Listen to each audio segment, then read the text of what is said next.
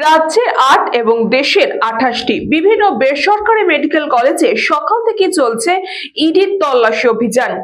রাজ্যের একাধিক বেসরকারি মেডিকেল কলেজে হানা ইডির। কেন্দ্রীয় তদন্তকারী সংস্থার সূত্রে জানা গিয়েছে, রাজ্যের ৮ বেসরকারি মেডিকেল কলেজে তল্লাশি অভিযান চলছে। তল্লাশি চলছে কলেজগুলির মালিকের বাড়িতেও।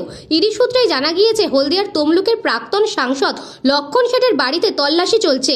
তল্লাশি চলছে তার স্বেচ্ছাসেবী সংস্থা পরিচালিত মেডিকেল ও ডেন্টাল কলেজেও। তবে শুধু রাজ্যের ৮ মেডিকেল কলেজেই নয়, সারা দেশে এই ধরনের ২৮টি বেসরকারি কলেজে অভিযান চালাচ্ছে ইডি। প্রাথমিকভাবে জানা গিয়েছে, এনআরআই কোটা সংক্রান্ত দুর্নীতি মামলায় তদন্তে নেমেছে ইডি। এই বিষয়ে আগেই ক্ষোভ প্রকাশ করেছিল সুপ্রিম কোর্ট, তারপরে সক্রিয় হয়ে কেন্দ্রীয় তদন্তকারী সংস্থা।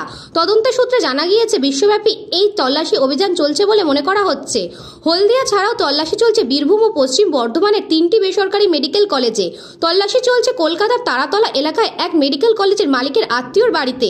অভিযোগ, ভুয়ো শংসাপত্র ব্যবহার করে টাকার বিনিময়ে যোগ্য ছাত্রদের বঞ্চিত করে এনআরআই কোটার মাধ্যমে ভর্তি করানো হয়েছে অযোগ্যদের। বীরভূমে যে মেডিকেল কলেজে তল্লাশি চালানো হচ্ছে, তার মালিক মলয় পীর আগেও গরু পাচার, নিয়োগ দুর্নীতি মামলায় নাম জড়িয়েছিল। অনুব্রত মণ্ডলের ঘনিষ্ঠ বলে পরিচিত মলয়।